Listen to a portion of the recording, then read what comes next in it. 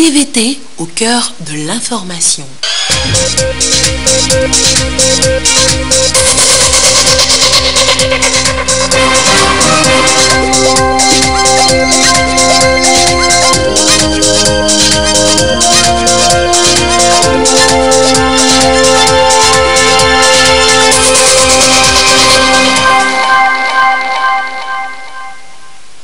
Bonsoir à tous, il est 20h. L'actualité ce soir, le Conseil des ministres. De quoi le gouvernement a-t-il parlé ce mercredi? Nous en saurons un peu plus tout à l'heure en début de journal. Obtenir son titre foncier en moins d'un an au Togo, eh bien c'est désormais possible. Qu'est-ce qui a bien changé? Réponse tout à l'heure dans cette édition. Et puis l'université de Lomé, reconnaissant envers ses fiertés, ses hommes et femmes, enseignants, chercheurs comme étudiants qui font briller l'institution. Qui sont-ils? À découvrir. Voilà, madame, monsieur, le sommaire, bienvenue, voici le 20h. Le gouvernement en conseil des ministres donc ce mercredi, séance à la présidence de la République. Que retenir de ce conseil? Eh bien voici le compte rendu avec le ministre de la Communication, Folibazi Katari.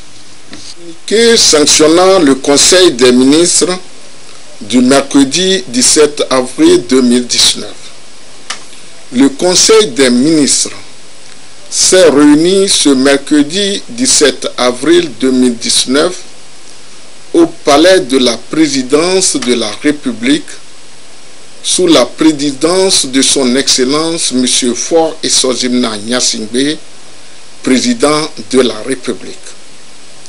Au cours des travaux, le Conseil a adopté 3 projets de loi, étudié en première lecture un projet de décret, écouté une communication et abordé des divers.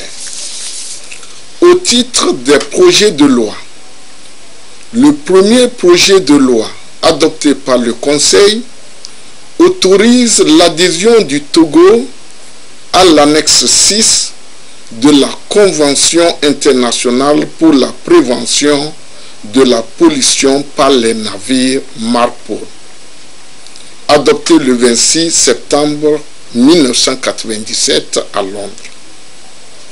Dans le souci de préserver l'environnement et l'écosystème marin, l'Organisation maritime internationale a adopté le 2 novembre 1973 la Convention internationale pour la prévention de la pollution par les navires, Convention MARPOL.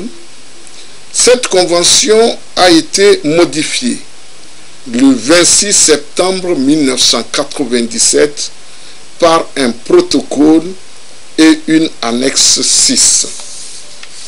Le présent projet de loi autorise l'adhésion à cette annexe qui fixe les limites aux émissions d'oxyde de soufre et d'oxyde d'azote provenant des gaz d'échappement des navires et interdit les émissions délibérées de substances qui appauvrissent la couche d'ozone. Le Togo a ratifié la Convention MARPOL et adhéré à ses annexes 1, 2 et 5 par la loi numéro 89-001 du 2 mai 1989 portant autorisation de ratification. L'adhésion du Togo à cette annexe 6 lui permettra non seulement de participer à la lutte contre la pollution de l'environnement marin, mais également de délivrer des certificats internationaux de prévention de la pollution de l'air à la grande flotte de navires battant pavillon togolais. Cet instrument juridique international facilite la prise de mesures entrant dans la mise en œuvre de l'action de l'État en mer. Le deuxième projet de loi adopté par le Conseil, autorise l'adhésion du Togo à l'accord portant établissement de la société financière dénommée Africa Finance Corporation, adopté le 28 mai 2007 à Lagos. Pour combler l'insuffisance d'investissement dans le secteur des infrastructures de développement en Afrique, des institutions financières et des hommes d'affaires africains ont créé la société financière dénommée Africa Finance Corporation à travers une charte adoptée le 28 mai 2007 à Lagos. La société financière African Finance Corporation a pour but de stimuler la croissance économique et le développement industriel des pays africains en mettant ensemble les banques, les institutions financières locales et les partenaires des secteurs publics et privés pour concevoir, financer et réaliser des projets d'infrastructure. L'adhésion à cet accord permettra à notre pays d'élargir son groupe de partenaires financiers et donnera l'opportunité aux institutions financières nationales de bénéficier des facilités de prêt de la société en vue de contribuer au financement des projets prioritaires du plan national de développement PND. Le troisième projet de loi adopté par le Conseil autorise l'adhésion du Togo au statut de la Banque asiatique d'investissement dans les infrastructures adopté le 29 juin 2015 à Pékin. La Banque asiatique d'investissement dans les infrastructures est une institution financière multilatérale de développement créée pour répondre aux besoins croissants dans le domaine des infrastructures des États membres. Elle a pour but de mobiliser les ressources complémentaires nécessaires permettant d'éliminer les difficultés financières que connaissent les pays les moins avancés et de compléter l'action des banques multilatérales de développement existantes. L'objectif ultime est de favoriser le développement économique durable, de créer la richesse et d'améliorer la connectivité des infrastructures des États membres en investissant dans ce domaine et d'autres secteurs productifs.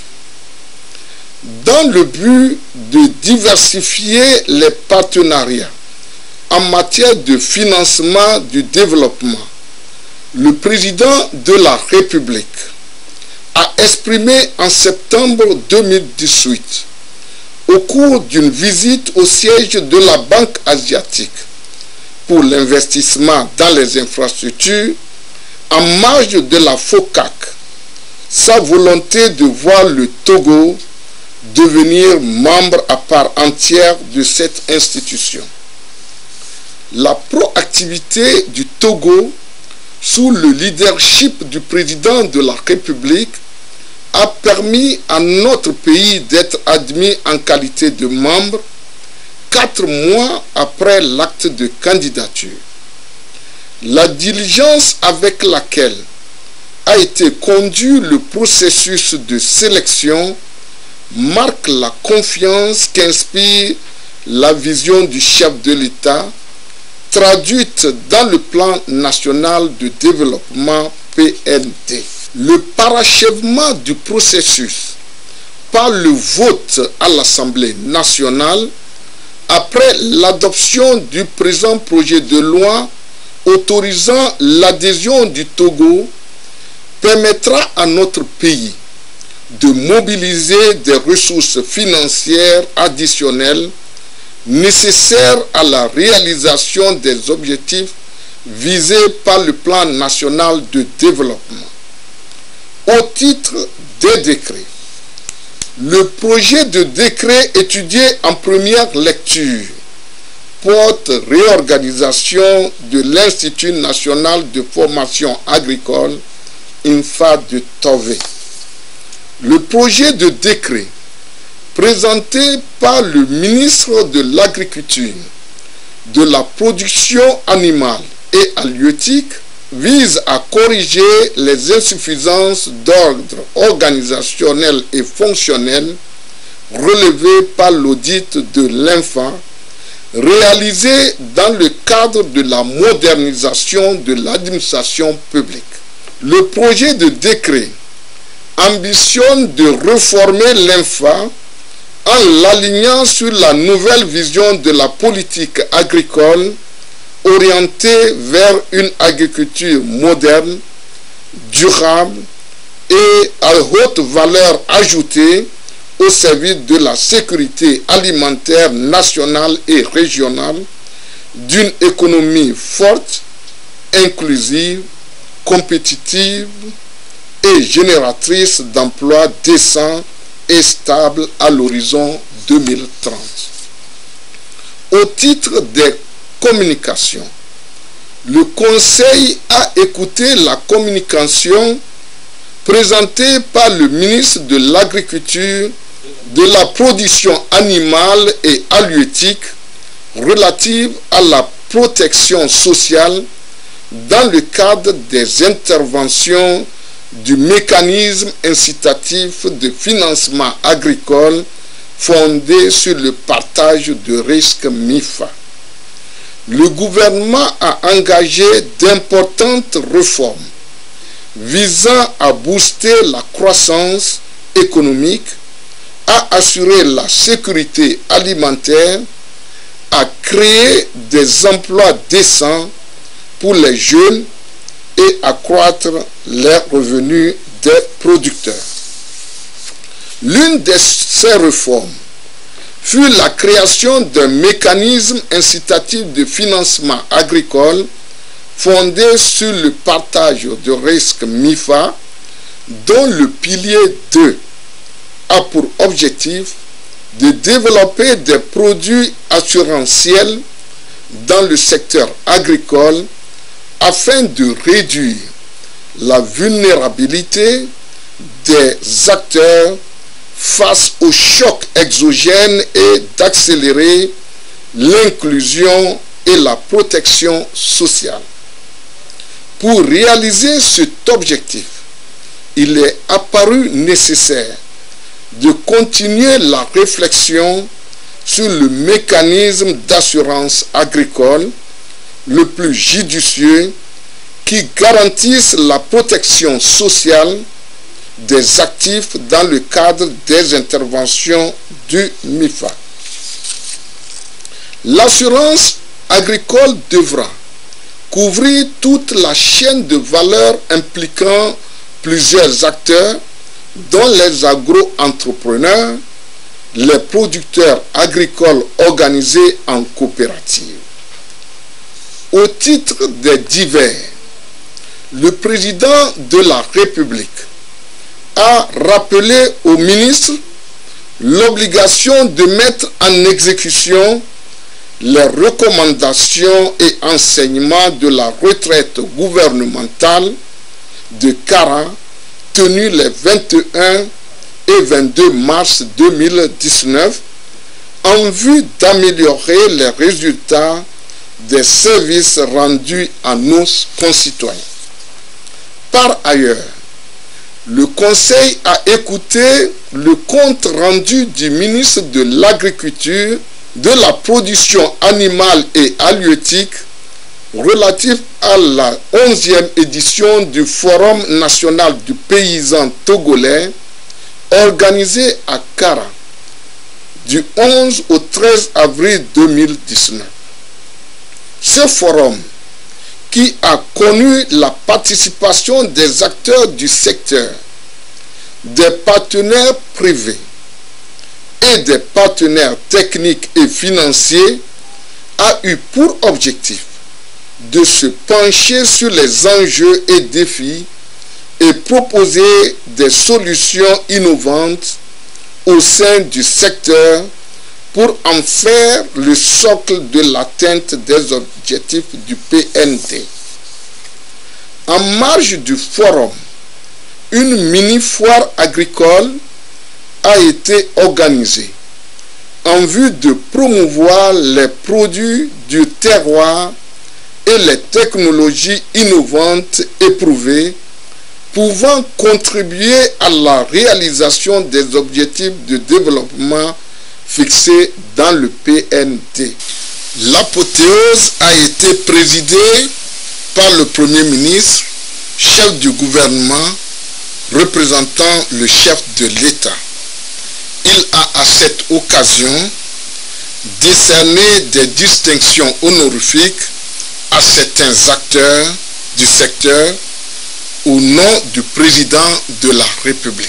Le ministre de la Santé et de l'Hygiène publique a pour sa part rendu compte au Conseil des ministres du prix que l'Alliance mondiale pour la prévention du paludisme a attribué à notre pays pour marquer la réussite de la campagne de distribution des moustiquaires imprégnés en 2017. Il a souligné le caractère inclusif de la coopération entre les services de la santé et les forces armées togolaises qui ont mis à contribution leurs moyens humains et roulants pour convoyer et distribuer les moustiquaires. Il faut rappeler que cette heureuse collaboration se poursuit et a permis de transporter les vaccins dans les zones touchées par l'épidémie de méningite où l'on dénombre 213 cas, dont 7 décès. La couverture vaccinale est actuellement de 92%. Enfin, au terme de la délibération du Conseil des ministres, il est procédé à des nominations au titre du ministère de la Sécurité et de la Protection civile. Fait à Lomé, le 17 avril 2019, le Conseil des ministres. Et voici dans la foulée les nominations en Conseil des ministres de ce jour, du 17 avril 2019, sont donc nommés au ministère de la Sécurité et de la Protection civile, directeur général de la police nationale, le lieutenant-colonel Yaovi Okpaoul, directeur général adjoint de la police nationale, le commissaire divisionnaire de police Miki Diebe Balati, président de la Commission nationale de lutte contre la prolifération, la circulation, le trafic illicite des armes légères et de petit calibre, le commissaire divisionnaire de police Teko Maoli Koudovo. Voilà donc pour la nomination ce mercredi en Conseil des ministres.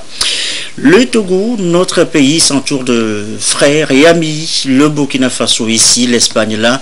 Les nouveaux ambassadeurs de ces deux pays ont présenté ce jour des lettres de créance au chef de l'État. Cérémonie diplomatique ce matin à la présidence de la République, Ramdan Bassina. Le Burkina Faso et l'Espagne renfermissent leurs liens de coopération avec le Togo à travers leurs diplomates. Les deux pays sont représentés respectivement par Pengre Nouman Zagré et Alicia Rico Pérez del Pulgar.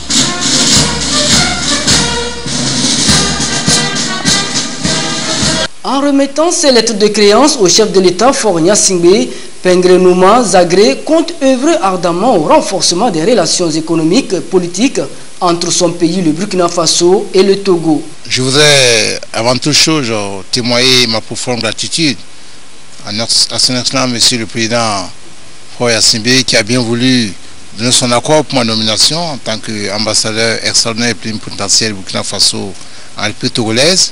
Vous savez que le Burkina Faso et le Togo sont liés par la géographie et l'histoire, et nos deux chefs d'État sont en contact permanent dans le cadre bilatéral, dans le cadre sous-régional, et dans ce contexte, mon rôle ici en tant qu'ambassadeur, c'est œuvrer à exécuter la politique étrangère Burkina Faso et République togolaise, notamment dans le domaine politique, les accords qui nous lient, dans le domaine économique. Vous savez que nous sommes dépendants du port de Lomé, et qui est en pleine extension. Nous avons des opérateurs économiques qui travaillent directement à partir de ce port pour assurer les approvisionnements en produits divers pour le Burkina Faso. Nous avons aussi des compatriotes qui vivent ici et qui sont dans des instituts, des écoles. Donc mon rôle en tant qu'ambassadeur, c'est œuvrer à promouvoir l'excellence des relations qui existent déjà entre le Burkina Faso et la République togolaise. La diplomate espagnole, quant à elle, mise sur le dynamisme des relations déjà existantes entre son pays et le Togo afin de développer et renforcer la politique extérieure de l'Espagne et favoriser la diplomatie et le partenariat bilatéral. Avec le plan Afrique que le gouvernement d'Espagne vient d'adopter, on a 4 objectifs principaux pour nos relations non seulement avec la République togolaise, mais aussi avec les pays de l'Afrique de l'Ouest. Ce sont assurer la paix et la sécurité, les développements durables, une croissance économique forte, résiliente et inclusive, et le renforcement d'institutions. Et en dernier lieu aussi la mobilité régulée. Alors j'évoquais avec son Excellence Monsieur le Président que l'Espagne et la République togolaise ont des liens d'amitié et fraternité très fortes, et je ferai tout de mon mieux pour vraiment donner du contenu à la mission qui m'a été confiée par mon gouvernement pour renforcer ces relations déjà excellentes. L'ambassadeur du Burkina Faso au Togo, avec résidence à Accra, Pingré Nouma Zagré, est un général des forces armées du pays des hommes intègres. Il est diplômé en stratégie et diplomatie obtenu en France. Avant sa nomination, il était chef d'état-major général des forces armées burkinabé. Le diplomate est marié et père d'un enfant. Madame Alicia Rico Pérez del Pulgar a été officier au bureau Afrique Caraïbes Pacifique, puis deuxième experte détachée à la division sud-américaine au service extérieur européen à Bruxelles. Amis, elle aussi, la Chine est aux côtés du Togo et c'est pour aider notre pays à mieux s'occuper des réfugiés ici. Elle vient d'offrir 100 tentes au ministère de la Sécurité et de la Protection civile, et ce n'est pas tout. Patrice Bocco à la réception hier. Au total, 100 tentes, des abris de fortune pour installer des réfugiés ou des sinistrés en cas de nécessité pour répondre aux besoins éventuels en cas de catastrophe. Un coût total de 106 millions de francs CFA, ce don humanitaire est l'œuvre de la République populaire de Chine pour accompagner le gouvernement togolais dans ses efforts en matière de la protection civile et de la couverture sociale. Cette assistance s'inscrit dans l'amitié traditionnelle et fructueuse entre la Chine et le Togo. Depuis des décennies, nos deux pays, nos deux peuples se témoignent mutuellement soutien et solidarité dans différents domaines. Donc en toutes circonstances, nous sommes disposés à redoubler d'efforts pour intensifier la coopération entre la Chine et le Togo dans ces domaines-là, surtout pour faire en sorte que la population puisse bénéficier de cette coopération amicale et fructueuse. La cérémonie de remise de ce don est marquée par la signature de documents entre l'ambassadeur de la République de Chine au Togo et le ministre en charge de la protection civile. Une manière de matérialiser et de concrétiser cette assistance, fruit des excellentes relations et de coopération entre la Chine et le Togo. Suite aux affrontements intercommunautaires qui ont eu lieu au Ghana, on a reçu plus de 19 000 réfugiés en moins d'une semaine dans les préfectures de Dankwene et de Loti. Ces réfugiés ont été pris en charge par le gouvernement togolais avec du matériel et des vivres. L'ambassadeur de Chine qui a suivi cette actualité, qui a suivi cet événement, a voulu apporter son assistance au gouvernement togolais. En 2008, lorsque nous avons eu des inondations, la République populaire de Chine avait mis à la disposition du corps des sapeurs-pompiers plusieurs tentes qui ont permis d'abriter les sinistrés durant un moment. Aujourd'hui, je crois avec ce que la Chine nous apporte comme matériel, comme tente, ça va renforcer les capacités de l'Agence nationale de la protection civile. Il est dommage, ça fait parfois mal de voir après une première pluie, les gens sont dans l'eau. Le civisme, ça s'apprend à l'école, ça se prend aussi au niveau de la famille. Il faut qu'on évite de boucher les caniveaux, qu'on évite de construire sur des lits de cours d'eau. Le gouvernement va apporter une assistance, mais la meilleure assistance, c'est d'éviter d'aller construire dans les zones inondables. Une visite guidée des tentes et matériel remis au ministère de la Sécurité et de la Protection civile a mis fin à cette cérémonie. Et vous le savez, on est toujours mieux que chez soi. La preuve, 25 ans d'exil et les voilà de retour au Bercail. Les Togolais réfugiés au Ghana ont regagné en effet le pays natal. Un retour volontaire que nous raconte Karine Hollande. Ces réfugiés togolais font leur grand retour au Bercail. Après plus de 25 ans d'exil au Ghana, suite aux tensions sociopolitiques de 1992, ils ont volontairement décidé de revenir dans leur pays d'origine, le Togo. Un retour facilité par le Haut Commissariat aux réfugiés HCR en collaboration avec le ministère de l'Action sociale. Depuis le Ghana, ils ont constaté que le Togo est un pays de paix, que le Togo est un pays de sécurité, que le Togo est un pays où il fait bon vivre. Ils ont constaté qu'il est toujours mieux de rester chez soi que d'aller ailleurs. Leur retour a été rendu possible grâce à la politique de paix, à la politique de sécurité que le président de la République développe. Le ministère de l'Action sociale avec d'autres ministères et le HCR se disent prêts à accompagner ses compatriotes dans leur réintégration sociale.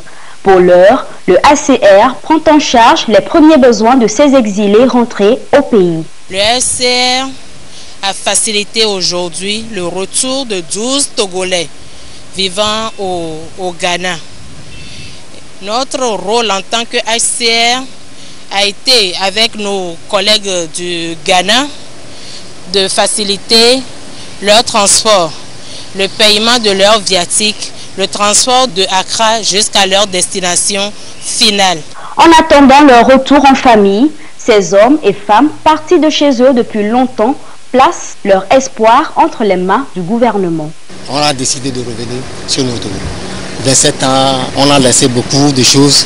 Avant de partir, on a perdu beaucoup de choses. Selon les statistiques du HCR Ghana, 3500 réfugiés togolais se trouvent encore dans ce pays voisin.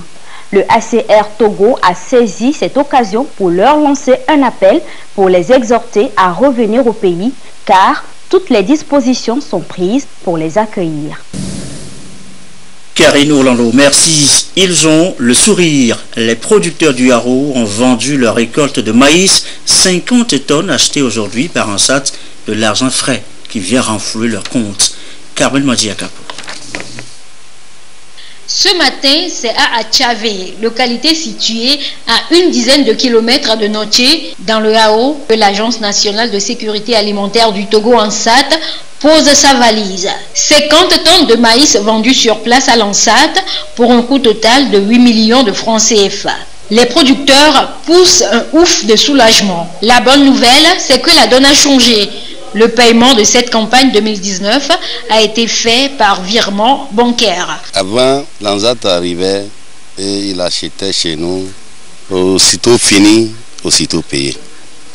quand ils nous payaient l'argent en main comme ça, ces terrains seront absorbés par les voleurs dans sa chambre. Et ils ont vu que cette année, ils vont changer la stratégie. D'ouvrir des comptes coopératifs avec les deux coopératives, on va ouvrir des comptes dans des grandes banques, les BTCI, les UTB, comme ça, les Ora Bank, et comme ça, aussitôt fini d'acheter, nous vont parvenir dans les comptes là et nous allons partir prendre la nouvelle stratégie à faire cacher le paysan devant les malfrats. La bancarisation des coopératives est le thème retenu pour la campagne d'achat de cette année. Selon les responsables de l'ONSAT, la démarche va permettre de mettre en relation les producteurs, les banques et les mécanismes de financement afin qu'ils puissent avoir accès aux ressources et au marché. Le gouvernement constitue le stock de sécurité pour pallier à des problèmes de prix sur le marché, puisque l'ANSAT a pour objectif de réguler le prix des denrées sur le marché. Donc quand le prix essaie de monter, l'ANSAT ouvre ses magasins pour faire baisser les prix des produits et aussi prélever l'excédent auprès des producteurs pour les encourager à reprendre la saison. À ce jour, pour le compte de la région maritime, l'ANSAT a déjà acheté 100 tonnes de maïs blanc et 70 tonnes de riz blanc. Elle compte aller dans les jours à venir dans d'autres localités pour acheter le surplus de production des paysans. Et c'est du stock chaque jour constitué pour faire face un jour à une éventuelle crise alimentaire. C'est le cas ailleurs dans certains pays de la CEDEAO. Quelle solution à l'avenir? Eh bien, voyons ce que décident les pays de la sous-région. Edem Sousouko.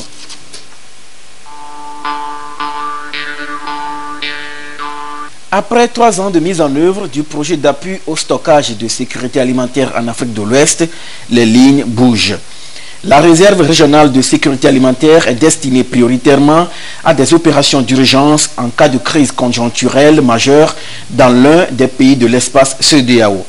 Les États se préparent activement donc à faire efficacement face aux situations d'insécurité alimentaire et nutritionnelle. L'assistance au pays se fait de 2 manières. La réserve a 2 éléments essentiels. Le stock physique qui est constitué des céréales que la région met à disposition d'un État membre en situation de crise alimentaire et aussi le stock financier. Mais tout cela ne peut pas se faire si dans la région nous avons des situations très diversifiées en matière de politique. Donc il est nécessaire que nous harmonisons toutes ces situations. Actuellement, la CEDEAO a mobilisé un stock de près de 32 tonnes de céréales au profit de la composante physique de la réserve. La solidarité régionale oblige. Elle se manifeste sur demande du pays en crise alimentaire et nutritionnelle. Donc il y a des critères de déclenchement. C'est-à-dire que dans la stratégie régionale de stockage, il y a 3 niveaux. D'abord, nous avons les stocks de proximité, les stocks nationaux qui sont au niveau des États membres. Et ensuite, nous avons la réserve régionale. Donc, lorsqu'il y a une crise dans un pays, vous allez voir tout de suite, ce sont les stocks de proximité au niveau de nos producteurs qui sont déclenchés. Si ça ne suffit pas, l'État utilise ces stocks nationaux. Et si ça ne suffit pas, la CEDEAO vient en appui. Mais le pays s'engage à reconstituer ces stocks. Parce que si on laissait les stocks comme ça, le capital va disparaître. L'autre modalité, c'est que vous savez que le pays mobilise souvent les partenaires. Ces partenaires peuvent dire, voilà, nous allons vous appuyer, mais nous allons nous porter tiers payant, c'est-à-dire nous allons être votre garantie, c'est-à-dire le stock régional, vous allez prendre ça pour donner aux populations, mais nous, c'est nous qui allons rembourser ces stocks-là. Les plans nationaux de réponse sont un instrument utilisé par les pays sahéliens pour répondre à leurs besoins spécifiques, caractérisés par le fait que ces problèmes sont essentiellement saisonniers et au déclenchement lent. Les pays côtiers, quant à eux, sont plus touchés par des catastrophes soudaines avec des implications sur la sécurité alimentaire et nutritionnelle des populations affectées. Je vous l'annonçais en titre tout à l'heure, c'est désormais possible au Togo. Obtenir un titre foncier en moins d'1 an. Comment cela se fait? Eh bien, l'OTR vient d'ouvrir un guichet unique. C'est pour faciliter les procédures. Les explications, Augustin Kossi. 3 administrations en un guichet unique, pour accélérer le processus d'émission du titre foncier au Togo. C'est une innovation introduite dans le nouveau code foncier et domanial qui oblige les services de l'agriculture, l'urbanisme, le cadastre et l'administration fiscale à se mettre en une entité pour rapprocher les services techniques des populations à la base. Avec le guichet unique foncier, le titre foncier au Togo n'est plus une question d'années, mais de mois. Le gouvernement a décidé de créer un guichet unique où les 3 entités et le requérant vient pour un titre foncier s'adresser au même endroit, à une seule entité. Donc vous venez faire vos formalités ensemble, vous remplissez les informations de chaque service en un lieu pour accélérer la délivrance du titre foncier. L'objectif qu'on doit retenir aujourd'hui, l'audit, ils ont fait le titre foncier 1 an, 2 ans, 3 ans. Le gouvernement nous a fixé comme objectif. Entre 5 et 7 mois, on doit livrer le titre foncier. Aujourd'hui, le titre foncier, il peut servir à beaucoup de choses. Vous voulez faire un prêt, le titre foncier, c'est une de garantie pour avoir un prêt. Tout le système est informatisé. La numérisation est en cours pour offrir un service de qualité à tous les requérants. Au département en charge du processus, les techniciens sont à pied d'œuvre. Et à la direction de l'informatique de l'Office togolais des recettes OTR, tout est fait prêt, nous rassure-t-on. Nous sommes en train de mettre en place un service en ligne pour que vous tapez votre numéro de dépôt et vous savez à quelle étape le titre foncier. Donc, déposer rapidement, l'avoir rapidement. Avant, ce qui retarde, ce n'est pas le travail fait. Parfois, on vous demande un papier, mais on n'a pas informé au demandeur qu'on lui demande un papier. Donc, il attend. C'est le jour où il vient pour se renseigner, il lui manque un papier. Maintenant, si c'est informatisé, les équipes sont ensemble, on peut envoyer un mail, un SMS au requérant pour dire de venir compléter tel ou tel dossier. Pour toujours accélérer, être dans les 7 moments. On les a mis un système informatique pour accélérer le traitement. Là où c'est enregistré dans un registre, maintenant c'est enregistré dans le système informatique. Là où le traitement se fait manuellement, aujourd'hui vous avez un bordereau, en tout cas le guichet unique à un bordereau, il remplit les informations sur le terrain. Il y a résultat du calcul des droits que doit payer la personne. On pourra, lorsque toutes les étapes seront numérisées, faire la demande, se renseigner et payer en ligne. Ce qui permettra sans doute d'éviter aux populations les débois liés aux doubles ventes et à la double immatriculation d'une même propriété, l'acquisition des réserves administratives, de même que la construction dans les zones inondables. Comment obtenir donc son titre foncier, les différentes étapes à suivre, ce qui change désormais. Plus d'explications tout à l'heure dans l'émission Le Contribuable ce soir sur notre antenne. Rendez-vous tout à l'heure à 21h avec Prudence Inssouf et Le Contribuable qui fait donc sa rentrée. C'est une grosse première. Aura Group fait son entrée en bourse. C'est la plus importante cotation depuis 1998, l'année de création de la bourse régionale des valeurs mobilières. La cloche a donc sonné. Le récit, Manim Pignandi, Lucassi. Des sons de cloche qui marquent le démarrage de la première cotation des actions de l'offre publique de vente Aura Group. C'est l'entrée en bourse régionale des valeurs mobilières BRVM du groupe bancaire panafricain Aura Group. Une incitation à poursuivre les actions positives mises en œuvre par le groupe depuis 10 ans déjà. Cette nouvelle marge de manœuvre offre davantage de possibilités d'investissement à Aura Group. Aura Group est le deuxième groupe bancaire basé au Togo à se faire coter à la BRVM, après le groupe Ecobank. À eux seuls, ces deux groupes bancaires vont représenter 11,73% de la capitalisation boursière totale de la BRVM, avec 56,92 milliards de francs CFA mobilisés.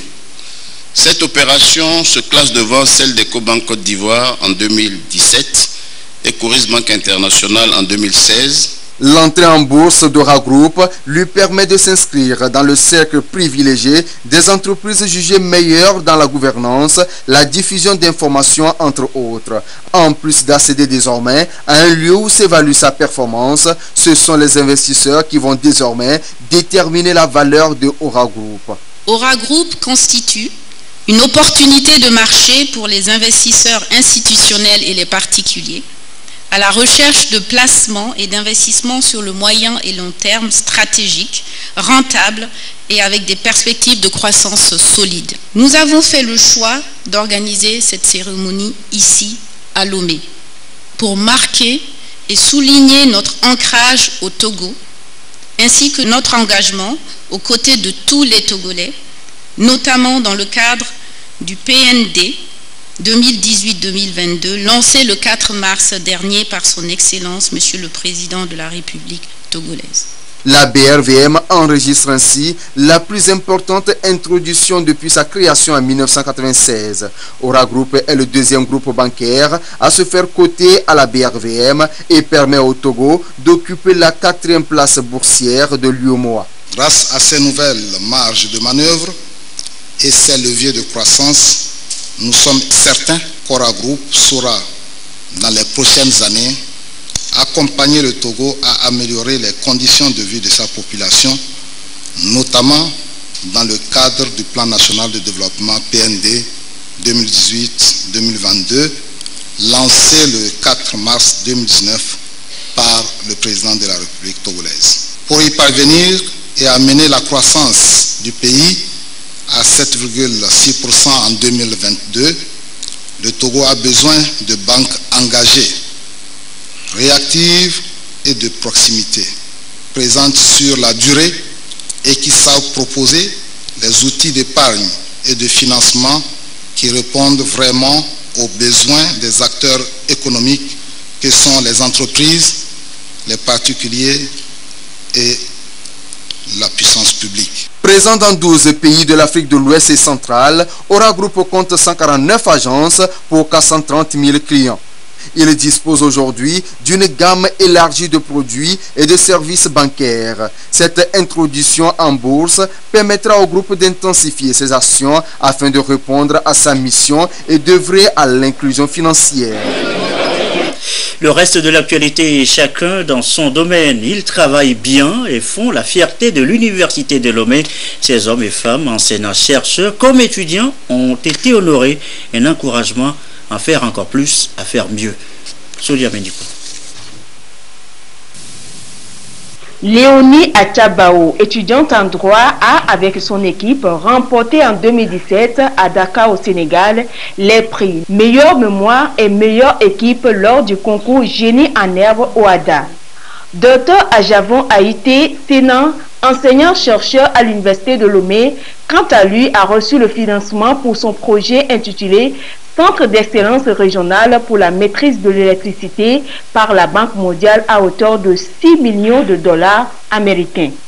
Ces hommes et femmes qui contribuent chacun dans son domaine à rehausser l'éclat de l'Université de Lomé sur le plan national qu'à l'international sont célébrés par l'université elle-même. Cette célébration pour moi n'est que le sacre de tous les efforts consentis, n'est que le sacre de tout ce que nous avons fait, le sacre de tout le temps que nous avons utilisé, du travail abattu, et nous encourage et nous permet de faire beaucoup plus à l'avenir. Ça nous encourage à continuer. Ce n'est qu'un succès partiel.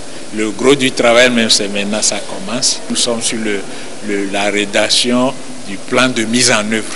C'est ce plan que la Banque mondiale va voir d'abord avant de commencer les décaissements. L'Université de Lomé, en tant que temple du savoir, se doit de célébrer ceux qui, à travers un certain nombre de projets, initiatives et recherches, rehaussent l'image dans la perspective de pérenniser la culture d'excellence.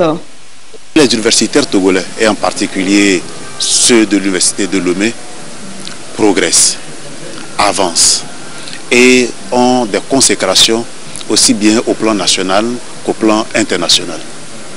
Nous avons donc estimé qu'à l'occasion de la célébration des journées culturelles, il faut célébrer aussi nos célébrités. À ce titre, nous avons 3 catégories de lauréats à célébrer. D'abord, ceux-là qui sont porteurs de projets. au travers leur structure de recherche. Donc c'est le groupe qui est célébré, c'est la structure de recherche qui est célébrée. Et en cela, nous avons 3 centres d'excellence qui ont été admis par la Banque mondiale pour être financés. Au-delà de ces projets, nous avons des réussites individuelles et des collègues, qu'ils soient enseignants ou étudiants, ont, à travers leurs projets, marqué la communauté scientifique. Il s'agit des professeurs dans des domaines diversifiés, de la santé, de la biodiversité, du changement climatique, entre autres. Mais il s'agit également des étudiants, de nos doctorants qui nous honorent à l'intérieur comme à l'international. Cette initiative se situe dans le contexte des activités marquant les journées culturelles démarrées depuis le 8 avril sur le campus. Au total, 19 distinctions ont été décernées. Ce communiqué du ministre de la Sécurité et de la Protection civile avant de refermer cette édition. La saison pluvieuse dans les régions maritimes et des plateaux est effective depuis le mois de mars 2019 avec quelques pluies enregistrées. En ce mois d'avril, on enregistre déjà des pluies diluviennes causant des inondations avec le remplissage des plans d'eau et bassins de rétention aménagés ou non dans les agglomérations urbaines et rurales. Le ministre de la Sécurité et de la Protection civile invite les acteurs impliqués à tous les niveaux d'intervention dans la gestion des risques de catastrophes à œuvrer dans le sens de la prévention, de la préparation à une éventuelle riposte et de l'alerte. Il exhorte par conséquent l'ensemble de la population, particulièrement celle des zones à risque d'inondation, au sens de responsabilité, à la prudence et à la vigilance. Et ceci referme donc ce journal quelque peu long. Vous avez suivi donc l'actualité. Merci à vous qui nous suivez ce soir à Ngotchan et partout dans le Hao. Et comme d'habitude, toujours fidèlement. Belle soirée.